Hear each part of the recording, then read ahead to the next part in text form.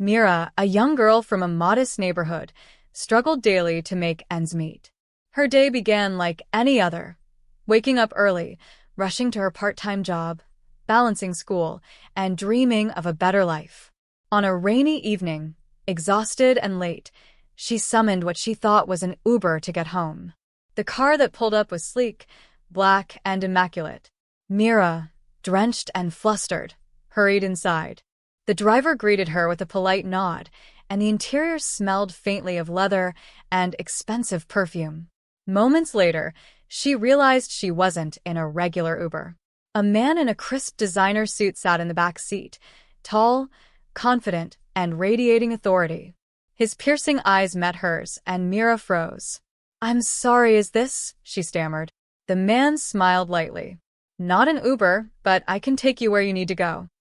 Meera's heart raced. Embarrassment burned her cheeks, but there was something about his calm demeanor that made her feel strangely at ease. Conversation started awkwardly, but as the rain poured outside, she found herself laughing nervously at his witty remarks. By the time they reached her small apartment, an unusual connection had formed. The man, Rajan, was the CEO of a multi-million-dollar company, a fact that struck Meera like lightning. Despite the social gap, there was no judgment in his eyes, only curiosity. Rajan couldn't stop thinking about her, the way she talked about her life, her struggles, and her dreams. He invited her to a coffee the next day, under the guise of clarifying the Uber mix-up. Meera hesitated but agreed, intrigued by this surreal twist of fate. The next day, Meera met Rajan at a quiet cafe. Her nerves were apparent, but he made the conversation effortless. He asked about her life, ambitions, and family. She spoke candidly, unaware of how rare her honesty was to someone like him. Rajan was fascinated. Here was a girl untouched by privilege, with resilience and warmth that money could never buy. He found himself smiling at her jokes, noticing her quick thinking, and admiring the way she saw beauty in small things. Her favorite chai spot, her love for old books, her dream of starting a small bakery someday. Despite the differences in their worlds, he didn't feel the usual need to impress or hide.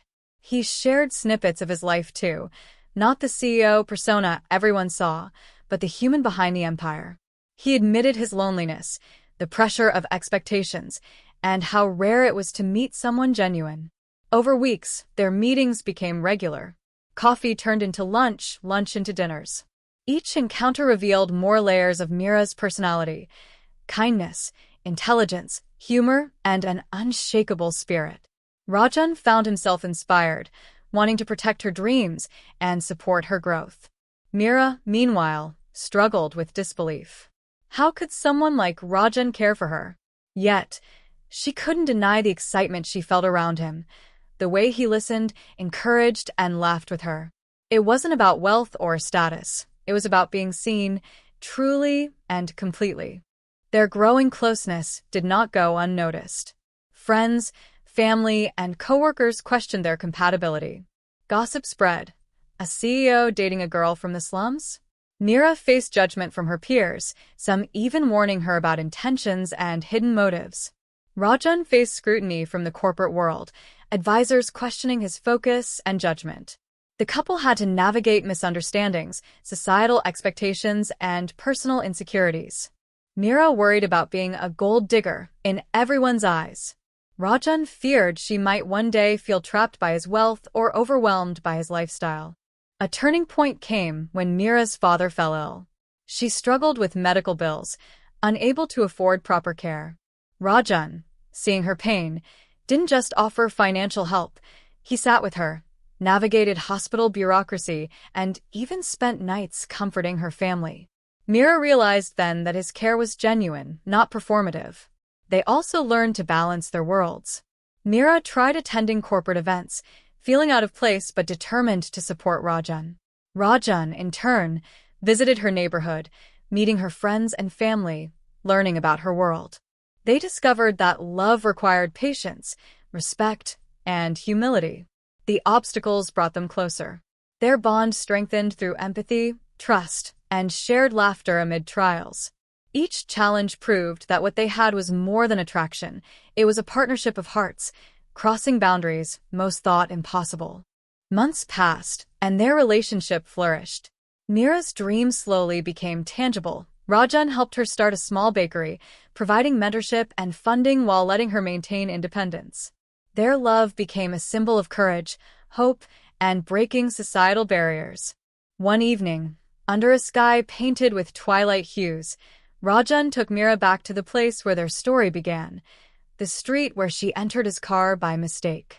He handed her a small, leather-bound notebook. "I wanted to start something with you," he said softly. "Not just business, a life." Meera opened it to find sketches of a bakery, handwritten notes about dreams, and a simple proposal to build a life together as equals, partners in every sense. Tears welled in her eyes as she realized the journey they had traveled, from a mistaken ride to a shared future. They married quietly, blending their worlds with love, respect, and shared ambitions. Meera never lost her humility or her compassion. Rajan never lost his admiration and love for the girl who had changed his life simply by being herself. Their story spread as an inspiration, love transcending social divides, courage meeting opportunity, and two people embracing vulnerability and authenticity. What started as a simple misunderstanding on a rainy evening became a lifelong partnership, a reminder that fate sometimes drives the most unexpected, beautiful journeys.